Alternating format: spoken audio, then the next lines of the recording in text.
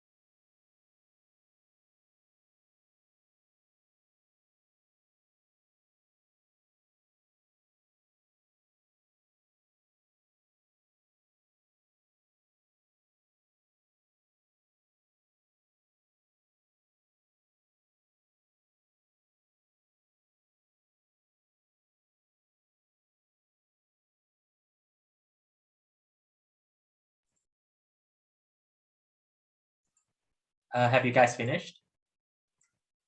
Do you guys need more time? Yes, more time? Okay, you finished? Yes. Could we get more time? I would say for the sake of time, we're just gonna cover the solution for the first question, and then you guys can try to finish this up later. So let's go over the solutions.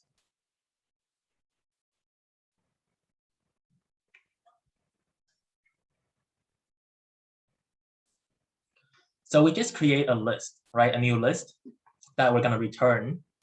And then if the length of this list is 1, then we just return this list. Why is that? Because if you look at this one, for example, if the list that we're given only has 1 element, then we just return it, right? So that's basically going to solve, sorry, let me close this.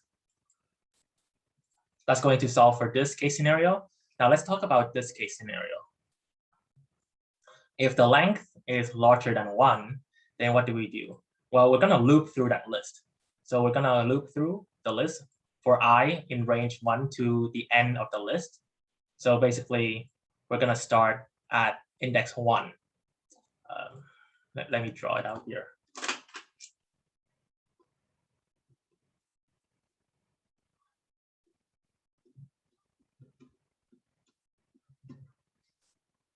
So we are going to start here, and we're gonna go to the end of the list. So if both are even or odd, then we add the sum into the list, right? So in this case scenario, we're basically saying I is on this is I. So I minus 1 is here. I minus 1 is here. Then if this number and this number is both even, so if we modulus 2 and that gives you 0, then that's an even number, right? So remember, if you take a number n, and you modulus by 2, and if that gives you 0, then this means n is an even number. So that's just a formula to know. So this is even, n is even. If n mod 2 gives you 1, then you know that n is odd, right? So that's the formula that you need to know.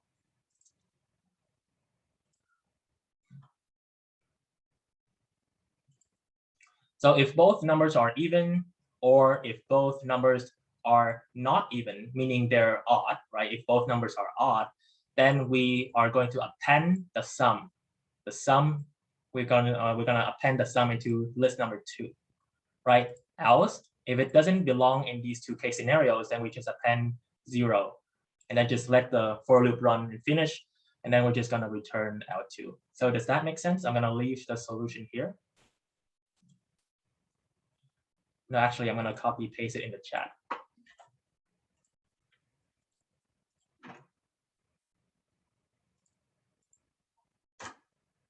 Okay, and now we're gonna move on to the second question.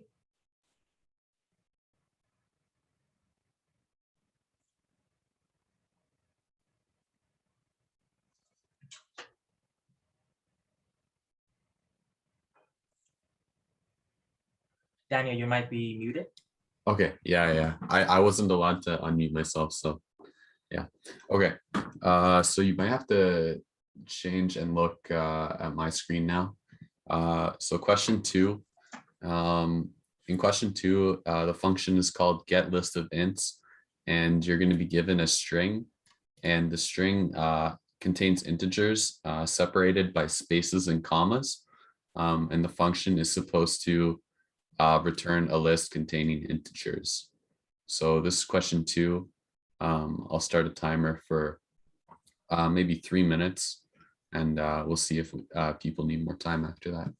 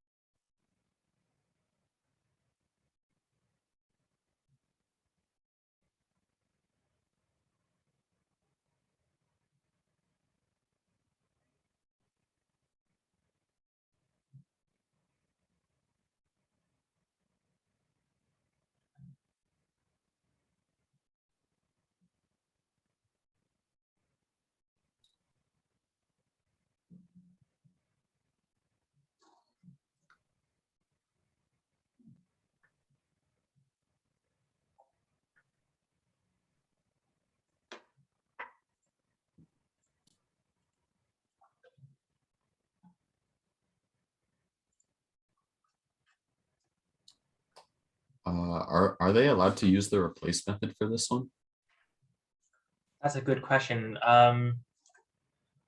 In the test, they say you cannot use any of the following in the chat. So I cannot use any of the following, which is a replace method, sets, dictionaries, global variables, and the keyword break. So you cannot use any of these, or else you will get a 0 for that question.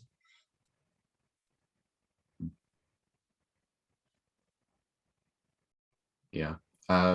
You can always replace like manually, like create a new string that's empty and then add the characters that aren't what you're trying to replace.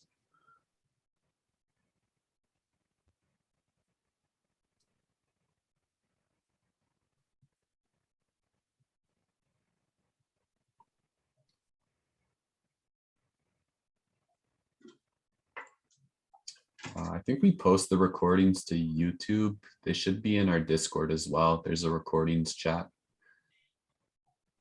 Yeah, I'll post it on Discord right after the workshop. It's also on the YouTube ESC, right? Yeah. Okay, so I think the time is up for this question. So I'm gonna add the solution here.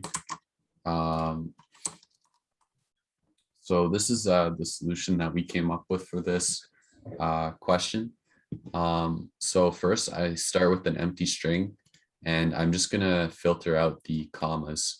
The key for this question is that it says the string is either, or the numbers are either separated by a comma and a space or just a space. So you know there's always gonna be at least one space between each number.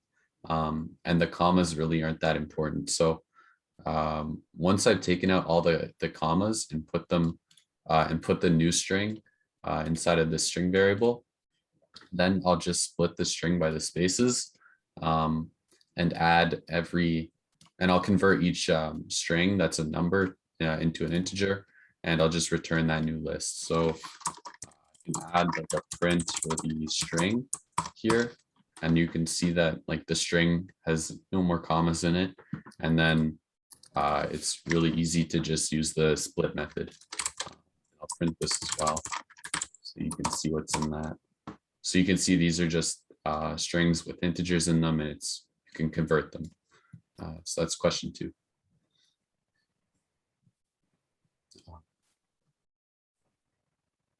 All right. So are we ready to move on to question 3?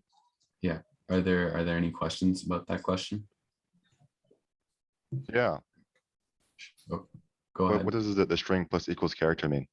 Oh, okay. So plus equals is a shortcut for doing string is equal to string plus character, and it just adds the character to the end. So I print the string with here. Okay. Well, it starts with an empty string, and then the string is just and the character that we're adding is a 1, and then the string is a 1, and we just keep adding to the string.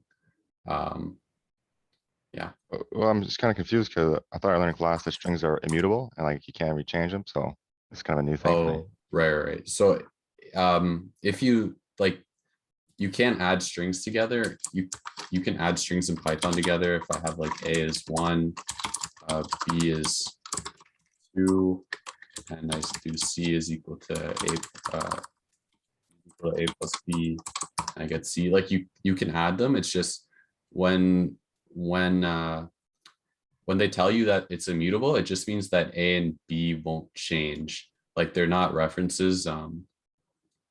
Yeah, like immutable doesn't mean you can't change it. It just means like the reference doesn't change, if that makes sense. I understand. Yeah, I understand. Yeah. Thank you. Okay.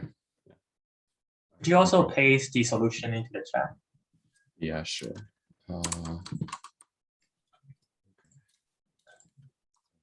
That's the solution. Oh, it has a bunch of extra prints in it, but okay.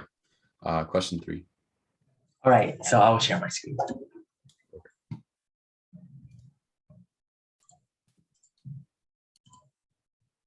All right, so you guys asked about big O's on the midterm, right? So I'm gonna go over a few simple examples of what big O is. So let's start with a an example, a simple example. So this is O of n. What exactly is O of n? So if we have a while loop, right? So n is 10, I is equal to 0. So while I is less than n, we print the run word, right? And then we increment I. So let's see what this is going to do.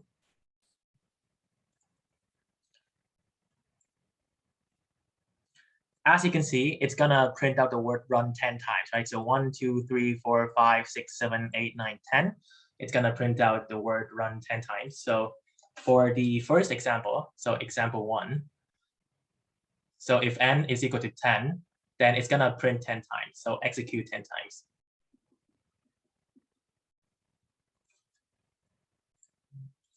Now, what if we change n to, let's say, 3, right? We're gonna run this and it's gonna print out the word run 3 times.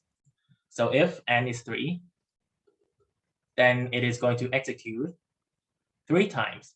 So what does this show you? Well, it shows you that the number of executions is proportional to the size of the input, right? N is the input. So O of n means that the number of executions is proportional to the size of input n. Okay, now what is big O of log n? Big O of log n is different. Now let's run this one. Let's say n is equal to 4. I starts at 0, and then we're gonna do the same thing, but then here is I times equals 2. This is the same as saying I is equal to I times 2. It means the same thing.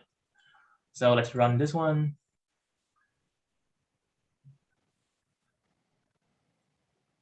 Oh, oops, this is supposed to be 1. Let's run again.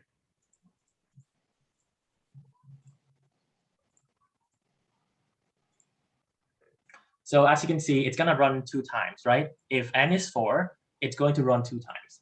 So for the second example, let me use a different color this time. Let's do yellow. So for the second example, if n is equal to 4, then the program is going to execute 2 times. It's gonna print the word run 2 times. Now, what happens if n is 5? If n is 5, it's going to execute 3 times. Now let's try n is equal to 8.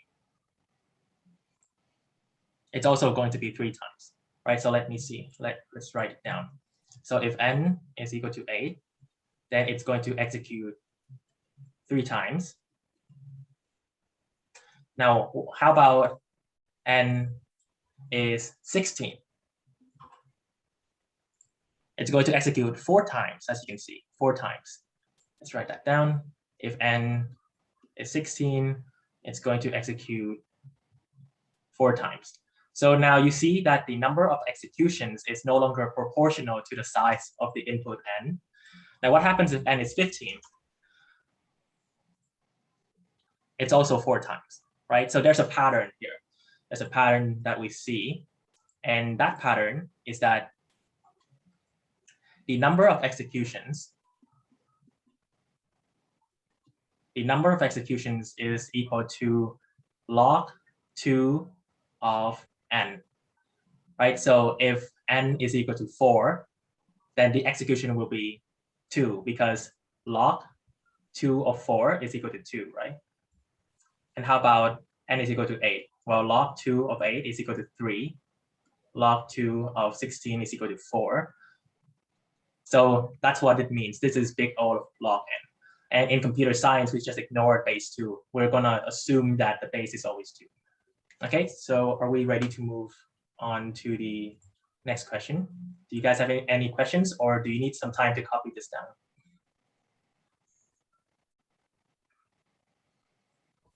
I got a quick question. Yes, go ahead. So we also have, we were also shown n log of n, as well as 2 to the power of n as examples of O, of big O. How would those examples refer to in an actual like program wise?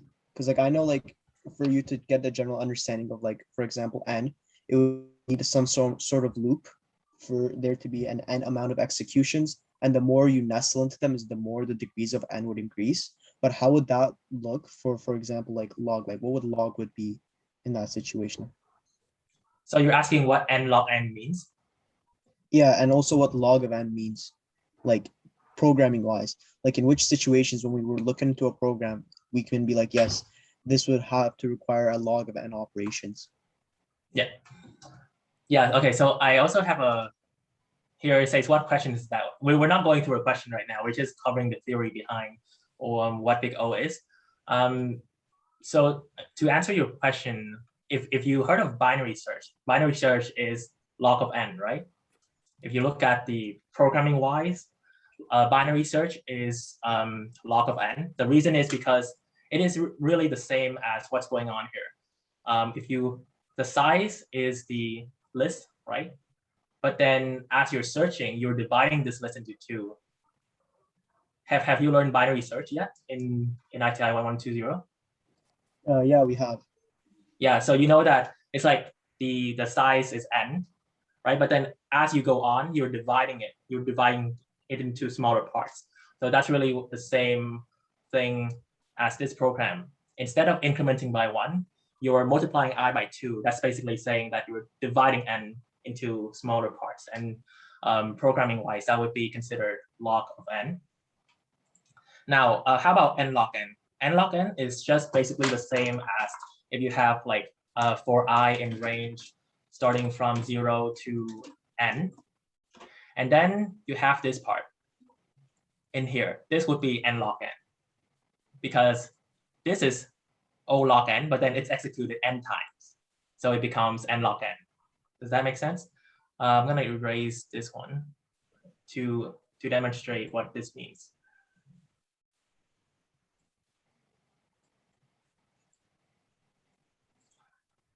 So here we have a for loop for I in range from 0 to n. And then we have another one while I is less than n. And then we're going to print something out, right? We're going to print I, and then I like this. So if they give you this on a test, you know that this is n log n. Why is that? Because I already explained that this part is O log n.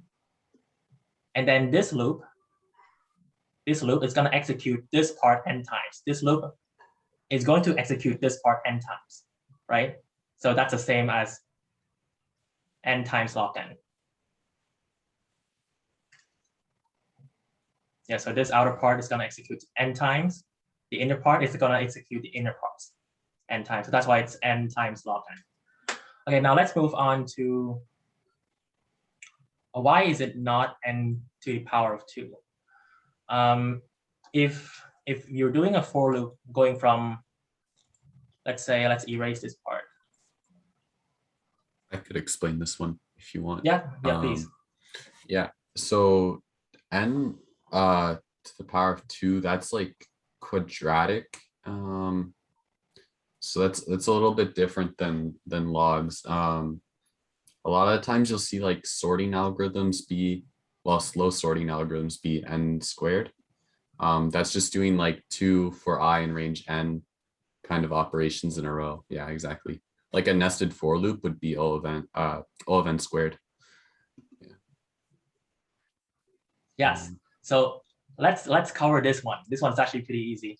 So when I look at a program like this, the first thing I do is I determine what is the runtime of print function. Well, the print function is going to be constant time, right? The print function is always constant time immediately. Now, let's take a look at this one. This one is going to be O of n because you're executing a for loop from 0 to n. So what does this mean? This means that this function is executed n times. That's all it means. Now, how about the last outer part? This part is executed n times. So this is the trick I'm going to show you guys. It's very simple. If you have something like this, you just take O of n because it's nested. You just multiply by whatever is inside. So take O of n, multiply by O of n, multiply by O of 1. And that's going to give you O(n) squared. So that's what O(n) squared means. Does that make sense?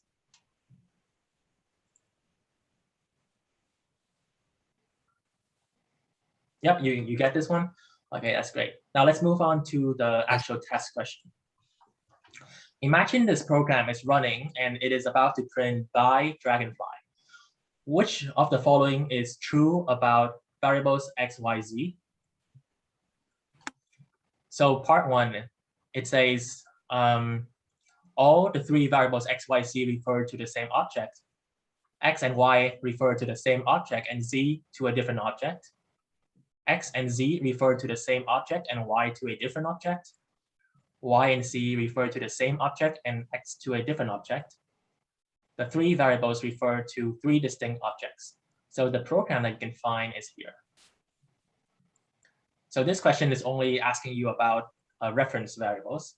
The next question is going to ask you about big O, right? But let's finish this one. First, I'm going to give you, how many minutes should we give? Three minutes for this one? No. I think like give them 30 seconds maybe. Really? Yeah, because Okay. you don't have to code for this one. Just Yeah, you do not have to code. You just wanna see if they are referencing wonder- the same object. wait, can we create a vote for this? We might be able to. Chathin, if you're here. You might have to. Now let's just give them 2 minutes. I think 2 What do minutes. you want me to do? Like we could set up a vote. This is a multiple choice question. And then we could just see what people are thinking. I don't know. I'm not sure if we can do that in Zoom. I thought there was an option.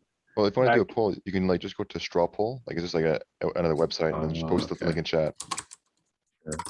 I think that would take a lot of time. Why don't we just do 2 minutes? No. We'll do both, see what happens first. Okay, I'm gonna try to figure out polls.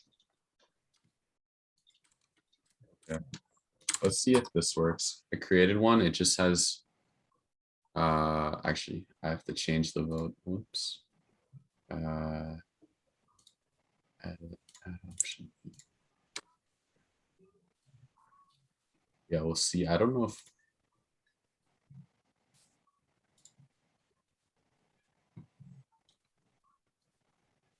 Yeah, it's on the screen right now. So you have the multiple choice here, and then you have the program here. Okay, So I think look the at- poll is working. I got one vote coming in.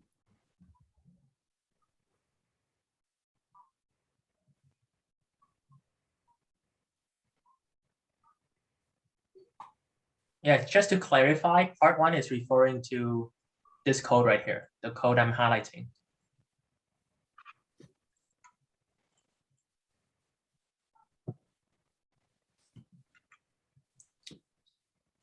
Okay.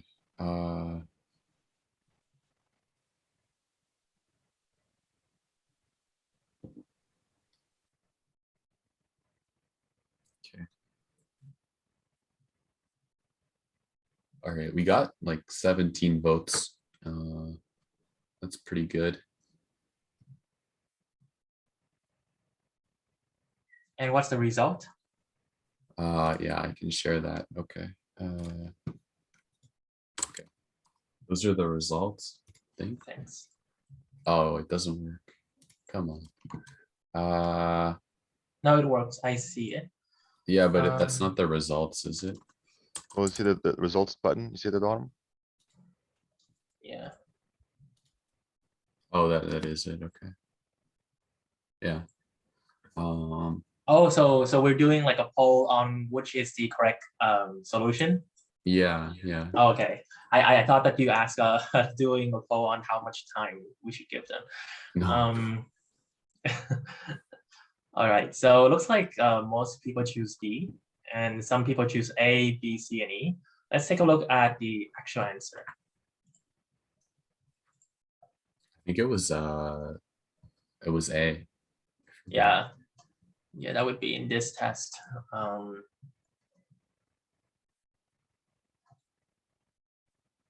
So it is A. It is A. Yeah. A is the correct answer. Yeah, so for people who chose A, you can give yourself a pat because that's the correct answer. It's A. Now let's look at why. Why is it A? So A is all the three variables X, Y, Z refer to the same object. They do refer to the same object. So let's copy this code, and all you really have to do is just go to this website, pythontutor.com. You just paste this code in here, and you click visualize execution. Now what's going to happen here is it's going to display all the reference objects in this program. So first of all, you start with the Dragonfly, right? You got a, so global frame, you go into this, it's basically saying that we have a function Dragonfly. And now we have a list. They say we have a list, 1, 2, 3. This list is called X. Now we have A is 200, right? A is 200. And then we go into this function. We pass in Y and we pass in B. So Y is X, right? Because you're passing in X into Y.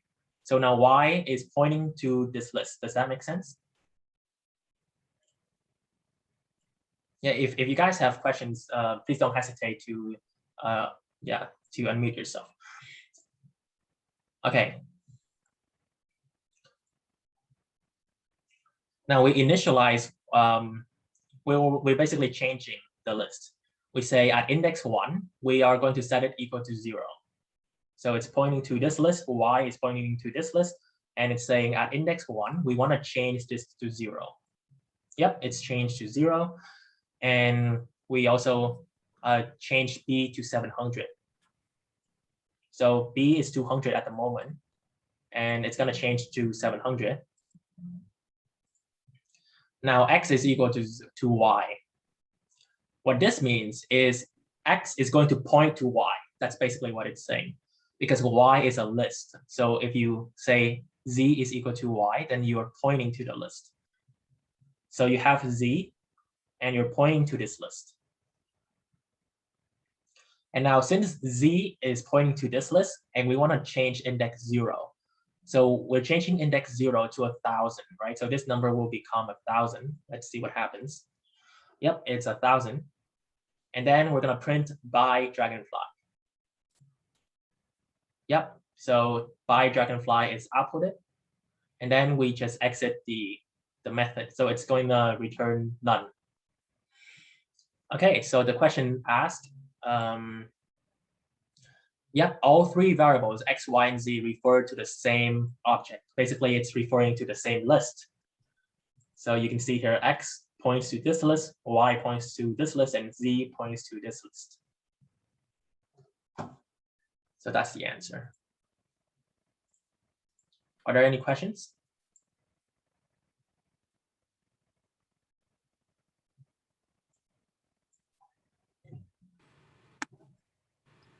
I think I had just one question. Yep. Yes, please. Oh yeah. So how did like I know Z goes to Y, which would be in the same list. Mhm. And then, but how does B end up in there? Like in the How does what end up where? Sorry. like how does B refer to the same list in the end? Because I get like how X and Y. Mhm. X and Y are both in it, but I don't get how B. B. B goes to the object. I'm sorry, I think you cut out for a moment. I can't hear you very well. Could you repeat the question? I understand asking- how X and Y point to the same list. I just don't understand how B points to the same object. No, B is not pointing to the same object. B is just existing on its own, you see? It's not pointing to the list.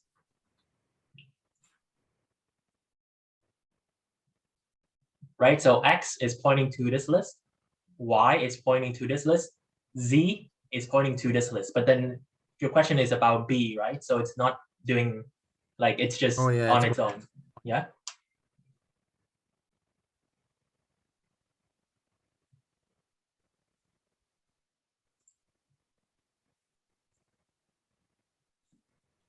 Okay, should we do part 2? I actually Yeah. have a quick question.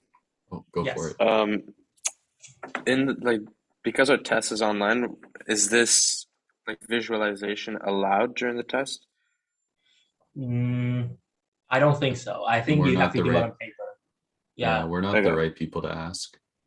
Okay, but like to visualize this like without this, you just kind of have to like do it in your head, I guess, like step by step. Yeah, just Oh, it's open book? remember. If it's open book, then perhaps I think you should ask the prof. But then when I did this question last year, like this was an exam for my class, and I just did it on paper. Oh, Yeah. okay. Okay. So someone said that Professor Vida said it was okay to use the visualizer, so you are allowed.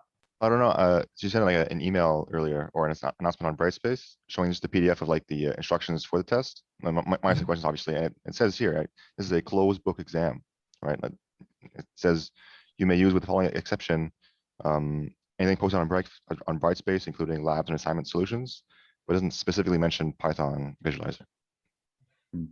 Yeah. Please ask your professor. Yeah, we probably have to ask her like directly to make sure if we can use it or not.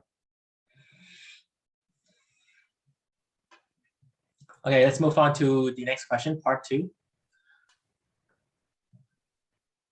Imagine this program. So the same program is running and is about to print by Dragonfly, which is true about variables A and B.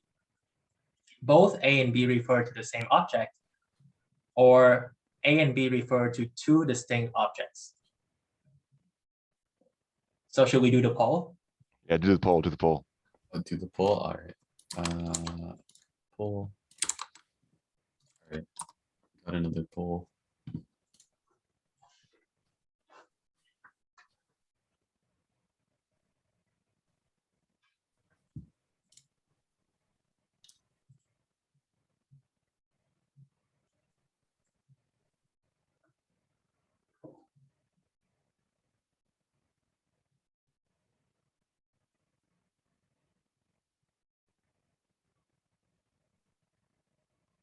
Guac, do you have the results? Like, I think you can.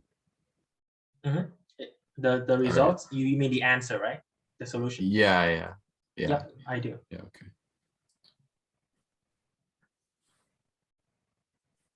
Wow. So is the poll finished? I think so. We have a 50-50 vote if you look at if you Wow. check the Let's see. answers. Results. Wow. Okay. Yeah. That's pretty cool. Okay.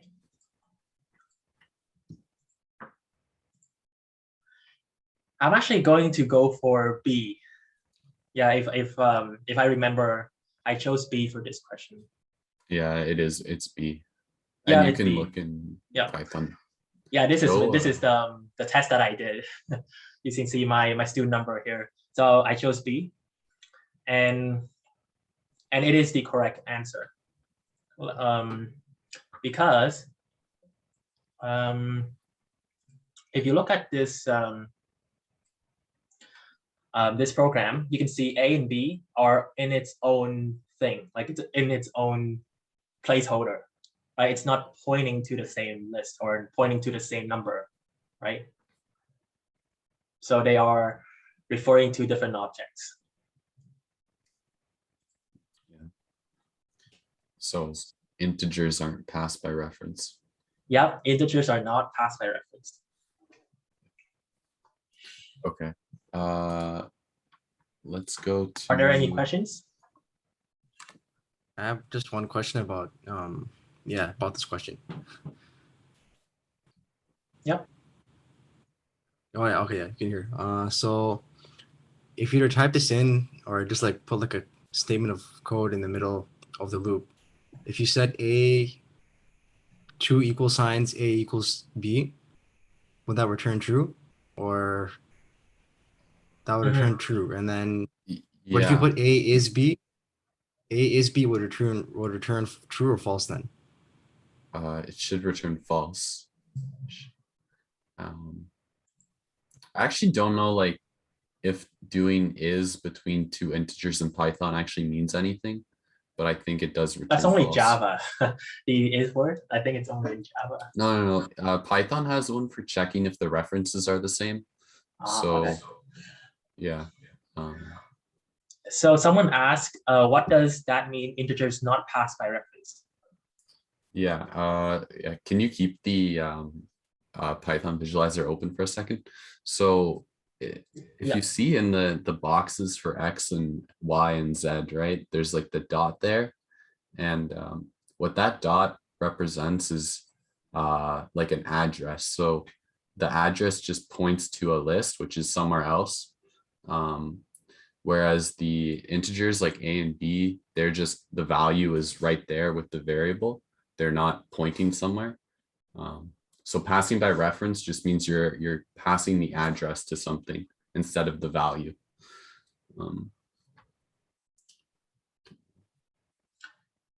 So we will cover all the 7 questions in the chat. Yeah, okay, we can try and move faster through the all questions. Right, let's move on to the next one. Okay. Yeah, I'll just cover this one too. This if one, that's okay with you. Oh, okay, sure. Yeah. So question number 4, multiple choice. Imagine you replace n in the second range function with number 10. So in the second range function right here, what is the running time of the function mantis with that change? So is it this one, this one, this one, or this one? Let's do another poll. Yeah, I'm already on it.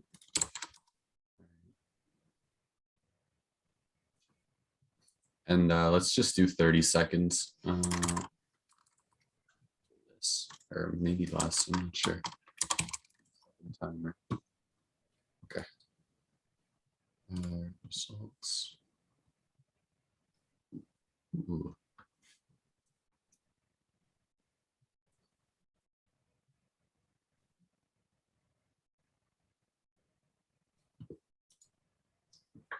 Okay. 10 seconds left on the poll.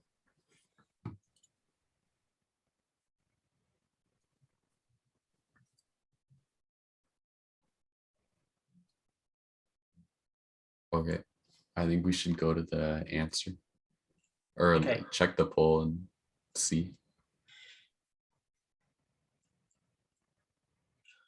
Most people choose C. No one chose A. Let me see. If I were to do this question, I would say the answer is C. I would say C. Yeah, it is. Yeah, it is C. I'll just do like a quick explanation on why it is C. So we have this, right? So this is going to be all of 1. For this line, that's all of 1. It's just getting the length of the list. So that's all of 1. And then the range function, this one. Now this one right here, setting Li is equal to Li to the power of 2. If it's an arithmetic operation, it's constant time. But then this thing is executed n times. So what does it mean? It means n times 1, right? So let's do like a blue pen. So this thing is O of n. And then here you change n to 10. So this will just run 10 times, right? So it's just gonna run 10 times. Now, what is the final answer? The final answer is just going to be all of n plus all of 10. And when you're doing big O, there's a reason they say upper bound, worst case scenario. It means that you only take the worst case scenario. So what's the worst case scenario? It's this one. And we just ignore this, just ignore the constants, right? So the answer is big O of n. Okay. You guys have any questions? Someone said the method, the sort method happens to be log n time. I would disagree. Do you also disagree, Daniel? Yeah, it's n log n. It's n log n. Yeah. Can you show that again? Show which one? Oh yeah, this one. Yep. So one more thing I want to point out is that these for loops are not nested. So that's why it's a plus sign. If the for loops are nested, then it's multiplied. Remember from our previous example that I showed you from this one, you can see that if it's nested, then it's the multiply sign in between. But if it's not nested, it's separate, then you just do plus the two runtimes together.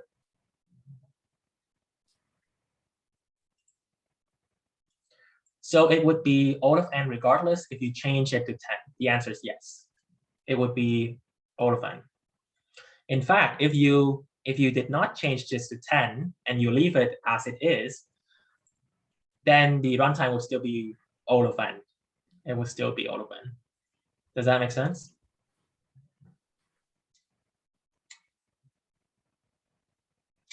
Okay, so let's move on to the next question. Daniel, would you like to do this one?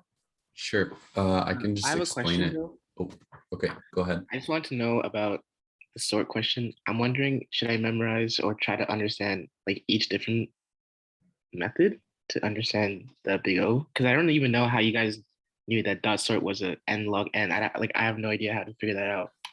Oh, Yep, I understand. Sorting will just be n log n. That's something you just need to know. Okay. yeah, I Any think. other examples? Sorry, I'll just jump in for a second. When you like learn the major sorting algorithms, like it becomes really clear why they're n log n. But I think for now you can just know, like, just remember sorting's n log n. Another question. Is there going to be other examples of like different methods that are not n log n? I don't know. I just want to know to prepare for the test if there's like something random and I'm like, oh, it's n log n, but it's actually not that at all. And it's just like, I don't know. I can't think of any besides sort that are that common. Okay, thank you. I just want to say, in the ITI class, we went over like a couple of like, I don't know how to say, like problems involving like finding the length of these, like the ON, right? Mhm. And for a lot of these questions where it'd be finding, if there's 3 of the same elements in a list, like the Oh, teacher yeah. mentioned, the most optimal solution would be one using the sort algorithm. Using sort, you get n log n. I think that's the only one that she mentioned where, like, that's the n log n. I don't Is that- expect, yeah. Did you say the problem was find like if there's an element with 3 occurrences, or did I? I'm not sure. I'm not sure if I can remember it properly, but suppose we had a list of integers, and Yeah. the function was supposed to return true or false, or do something with finding if there are 3 of the same integer in that list. Oh, I see. With that, okay, without using dictionaries, then yeah, I think it is n log n, or but yeah, with dictionaries, it might be O of n. So I don't know. Yeah. But yeah, you're right about that. So okay, let's go to the next question. Do you want me to share screens for? Okay. Yeah. So the next question, the function, it's called diff start and end, and you get 2 lists, L and Q. The 2 lists have the same length, so they're parallel lists. And the function returns 2 integers, the index where L and Q first differ, and the index where L and Q last differ. So for this example, actually, I'll zoom in a little bit. For this example, you can see like the 2 lists are 0, 1, 6, but then the other list is 0, 1, 8. So the 6 and the 8, that's index 2, and that's where they first differ. And then -4, it just wants like the last index where they differ. So if I go from the other side, there's like 4, 3, 2, 9, but then there's 4, 3, 2, 7. So that's that question. And Yeah, I one think thing we to can. point. Yeah. Yeah, one thing to point out is when you're counting from the right, then you start at -1, -2, -3, and then -4. Mhm. But then when you Yeah. start from counting from the left, then you It's start at 0. 0, 1, 2, right? Yeah. So So just do be you guys careful of that. understand the question?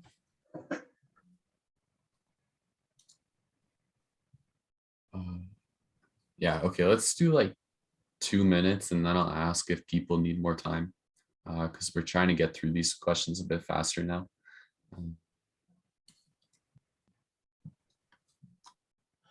So the question is here. Wait, I'm sharing my screen, right? Yeah. Okay.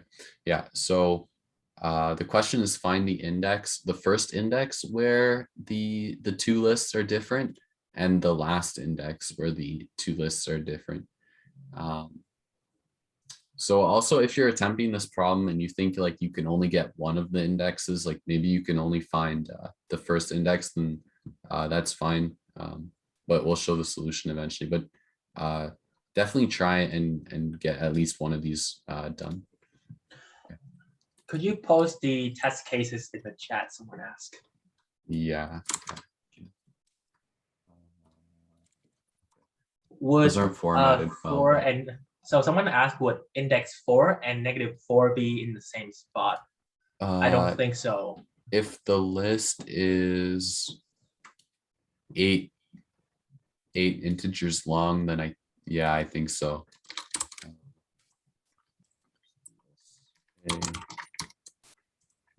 I mean, this is just because the list is a certain size, but Oh, I see. Yeah. yeah. Yeah, I have a question. Sure. Are all, so for L and Q, are they all the same length for all of them? Yeah, both Yeah. lists are the same length. Oh, okay, thanks.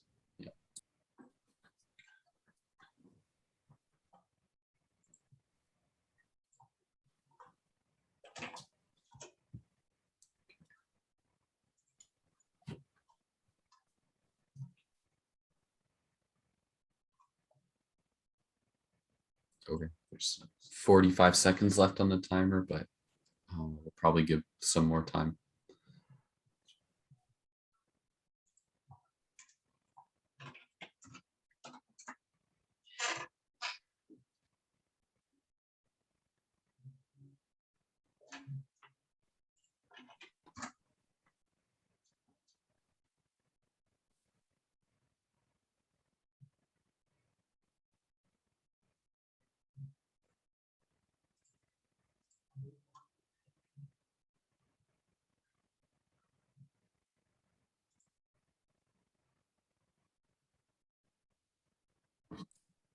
Are we allowed to use a break? No. Break. No, I don't think so. Okay, I think 2 minutes is up, but I think people need more time, right?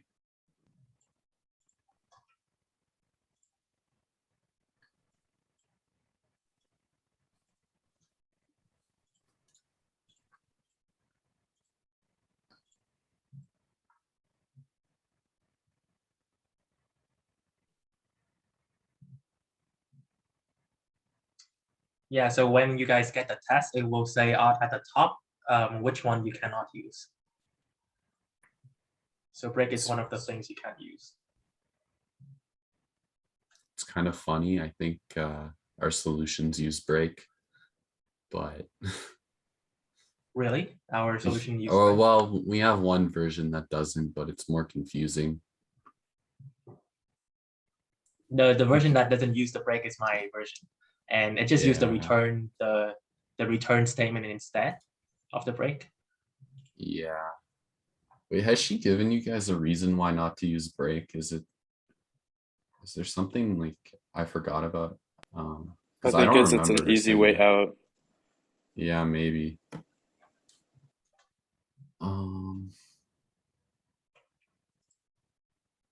Just making your life harder.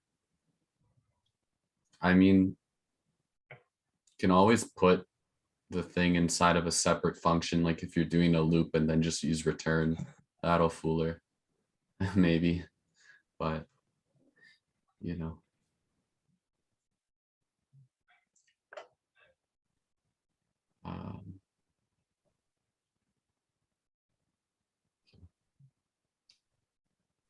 Just gonna do 30 more seconds and then we'll go over the solutions. So could we go over my solution since mine doesn't have the word break? Yeah, sure. Can you send it to me? Can I share my screen? Or instead? yeah, you can share screens. I was gonna say I could write one that doesn't use break, like just do it in a single loop and check like if the index is bigger or smaller than. Yeah, you have one. Okay. Here, I'm just gonna write one.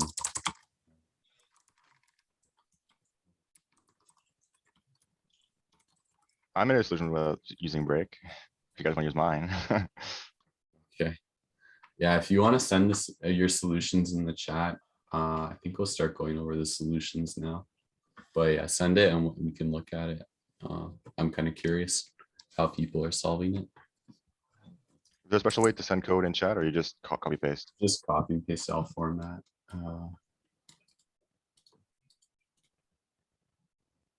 Start and end.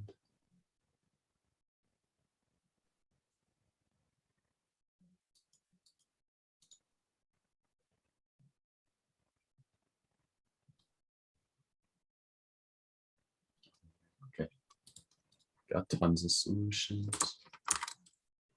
There's one of them.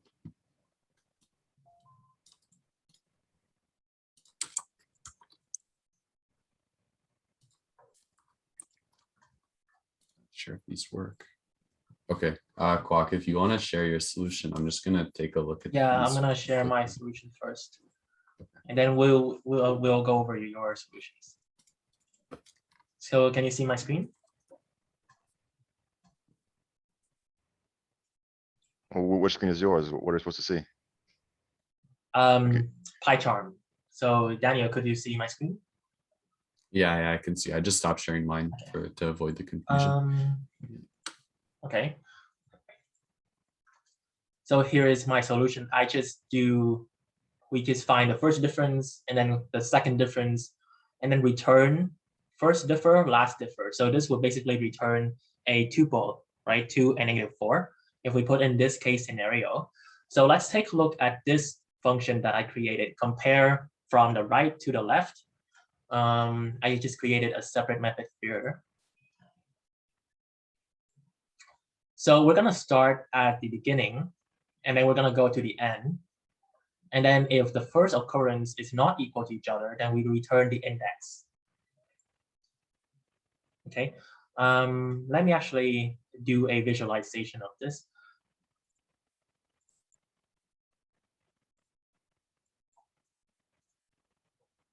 So we're going to compare from the right to the left, starting at I is equal to 0. So we're going to start at index 0 from here, and we're going to go to the end. So we're going to compare these ones. They are the same, so we move to the next one. 1 is the same, so we move to the next one. 6 and 8, right? So these are not the same. We're going to return the index at this location. So the index at this location is 2, because this is 0, 1, 2, 0, 1, 2, and we return to 2. And that's what you see here. First difference is 2. That's why you see in the tuple, it prints out the 2 right here. Now let's take a look at the second difference.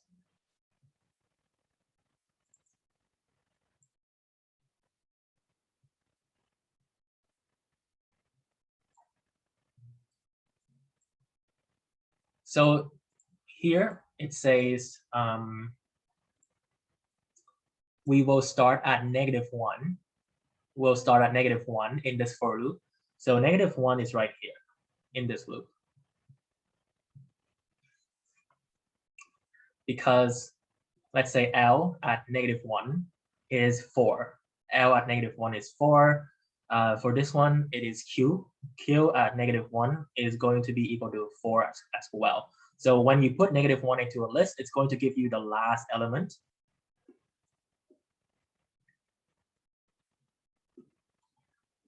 We will move towards this way.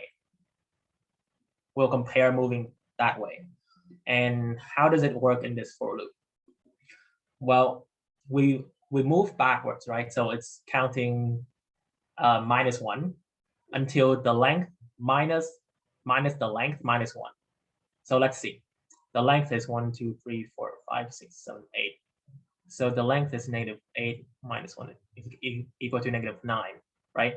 Which does make sense because why? The index here is -9, the index here is -1. And then we are going to subtract 1 as we move on. So the first loop, it's gonna move to -2. The second loop, it's gonna move to -3, -4, -5, until it reaches -9. In this case, do we have to add the step of -1? Like, wouldn't it be done directly? For this one, you mean right here? Yeah. Yeah, I think you do have to add the -1. Because if you don't add the -1, then it is going to go the opposite way, which is like it's gonna go 0, 1, 2, 3, 4, and then the loop will never end. I don't think it's gonna end. So you have Okay. to add the -1 so that it goes in the negative direction. Okay, so So you're just setting the step, right? Like the -1 would be the step. yeah. In fact, I think what you guys can do is just copy this line alone. So if you copy this line and you do this, and let's say instead of doing whatever here, you can just print I and then do it as an experiment, and you'll see that it's gonna go backwards.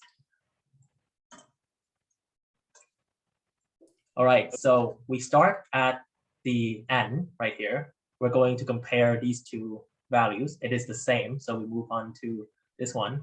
3 and 3, it's the same. Then 2 and 2 is the same.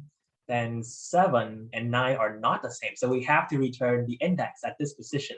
And this is -1, -2, -3. This here will be -4. So we return -4 at this position. So once we return it, it's going to go into last differ, and then we return the tuple, and you see this is 2 and -4. Are there any questions? I want to show, oh, sorry. I was going to show the solutions that people shared because they're pretty interesting. I think somebody else had a question. I was just asking if, you know how, can you go back to the code in PyCharm? Oh, a PyCharm, I'll share my screen then. I think I can send it in the chat. Let's see. So, you know, for the line you did where you did from -1 to, I think it was negative length of n -1, something like that. What if, so what I did was I said from length of L -1 to 0, and then decrements by 1. So from length L -1, and then 0 to -1. And then I just, instead of saying like L, if L -1 or L -2 equals to Q -1 or -2, what I did was L0 does not equal to Q0. I think as long as it works, then it's the correct solution. Okay, I'm sharing the other versions. Okay, so this is one solution I wrote without using break. So basically it just sets the first difference to like the very end of the list, and it sets the last difference to the start of the list. And then it does one loop and it checks if the elements there at that position aren't equal to each other. And then if that position is like less than the first position, then that can be like the new first difference that we're returning. And then so like as this runs, the first difference will be moved like from the end of the list all the way to the front. And then like kind of the same thing happens for the last difference. And then these solutions were put in chat. So these are, yeah, so this one works. Yeah, so this one works by just adding all the different elements, and then because they're still in order, it just picks the first and the last. Although I think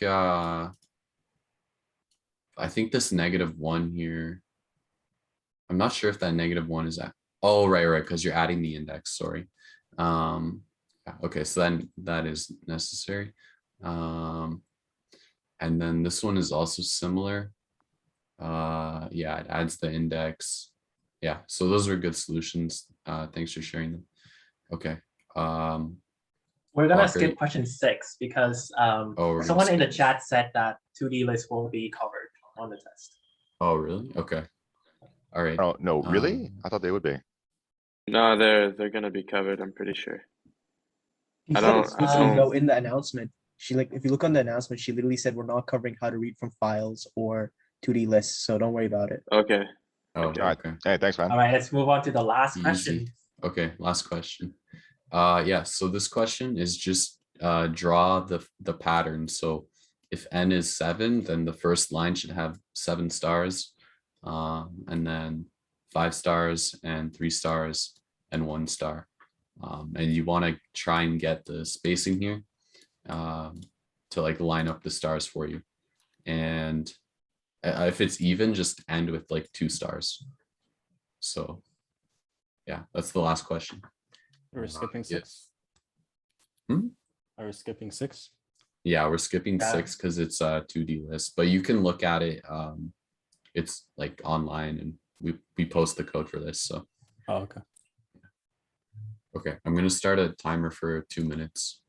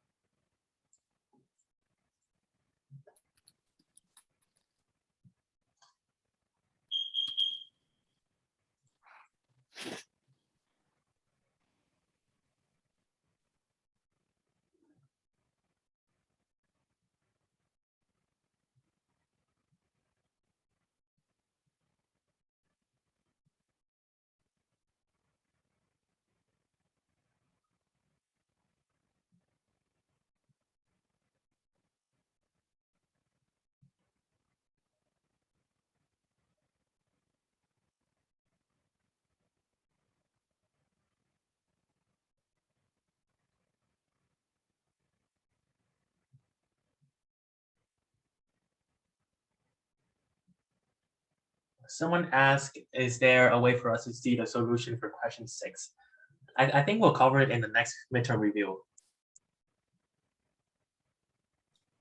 The solutions are like at the link that's posted, but yeah, if you don't want to spoil the rest, like the last problem, then don't look.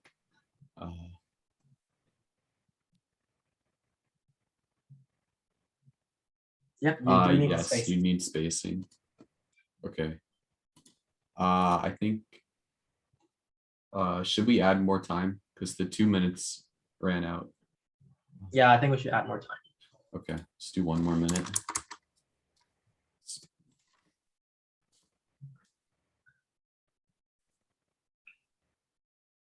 So my advice for this question, like the spacing, it goes from like 0 spaces to 1 space to 2 space to 3 spaces.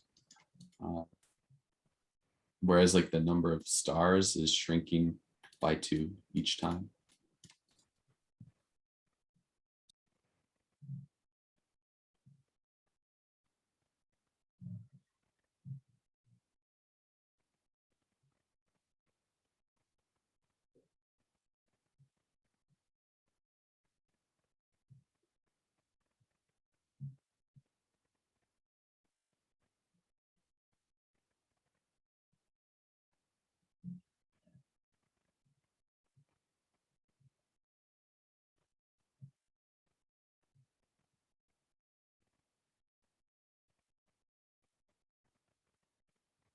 Okay, it's been another minute. Should we go over the solution now?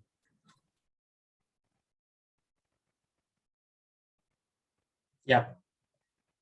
2 more minutes. Yeah. Okay, let's do 2 more minutes. We could do it if everybody wants 2 more minutes to work on it.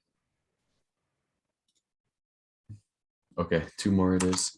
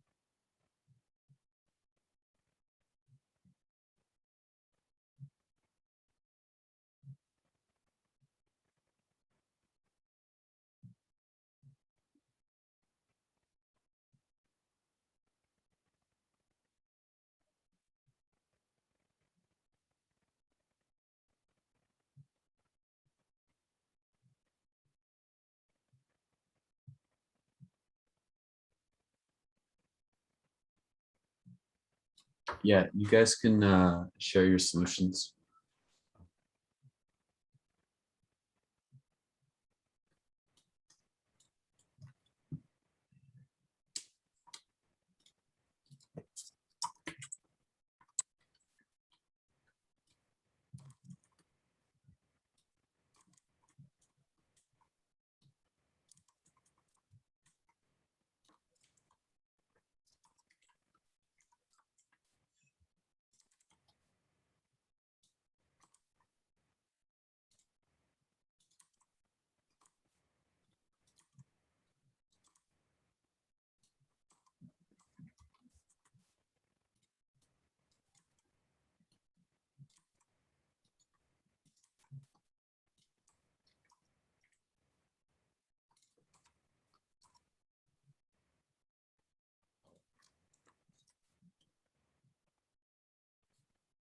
Oh, okay. Okay, we ran out of time again. Okay, so it looks like this first solution I tried, you're missing 1 extra star at the bottom. Okay. Let's see. Wow. Okay, we got a lot of solutions. Okay. Hopefully I can. Okay, this one I think is working. Yeah, nice. Okay, let's see.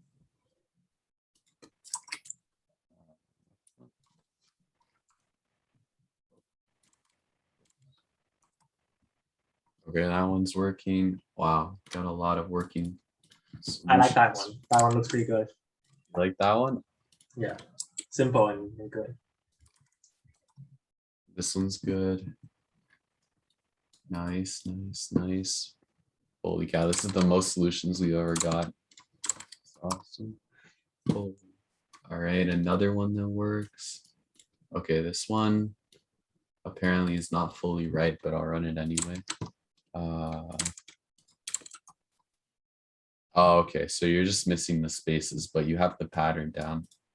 So I wonder.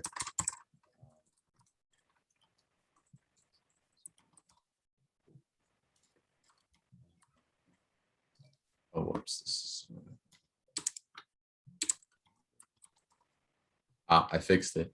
Okay, and okay, got another. Nice, another one. Okay, I think this is the last one. Holy. Okay. Wait, no, there's more. Oh. How many ways there are to do the same thing. It's actually incredible. Okay, I'm gonna overwrite this one. Oh, this one's got a. Oh. Okay, maybe there's a. Because in the draw W stars, there's a space. Oh, yeah. No, unsupported types. Yeah, okay, there's something off with that one. Okay, there's more. There's more. Okay. Some of these don't have the function definition, but it's all good. Someone asked what IDE you are running in. This is called Jupyter. It's super easy to install and use.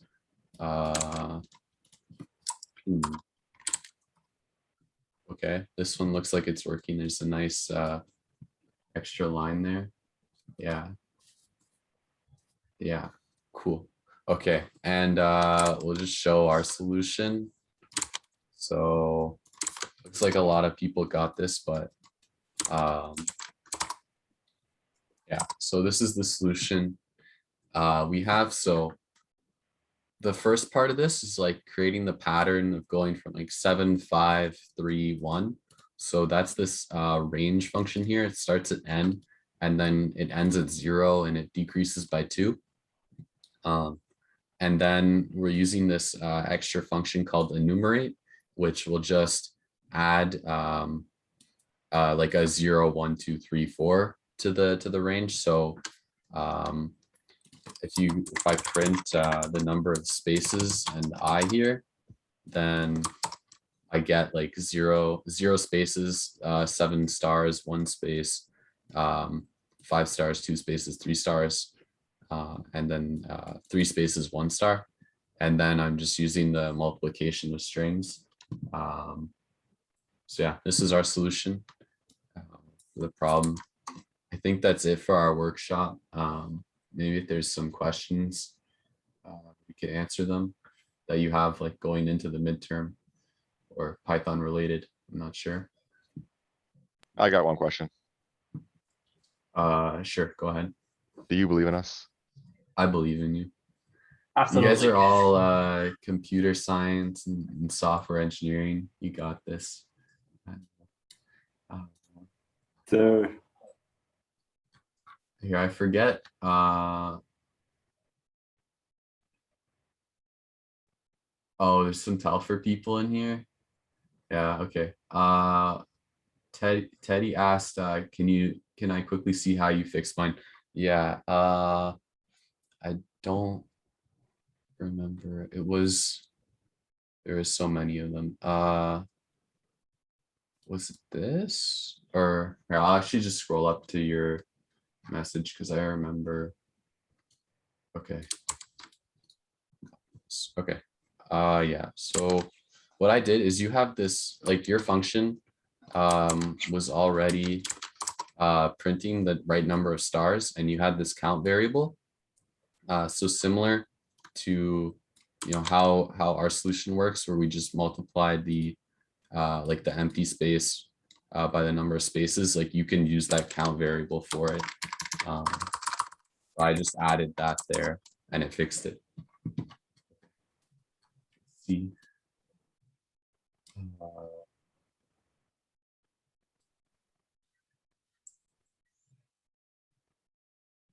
Okay. I don't see any other questions. I guess we can end the workshop. Thank you guys for coming. Good luck on your exam. Yeah, thanks guys. Have a good night. Yeah, Thank you. You too. Thanks for coming, everyone. I found an error in my code for the def start and end, but I fixed it somewhat. Oh,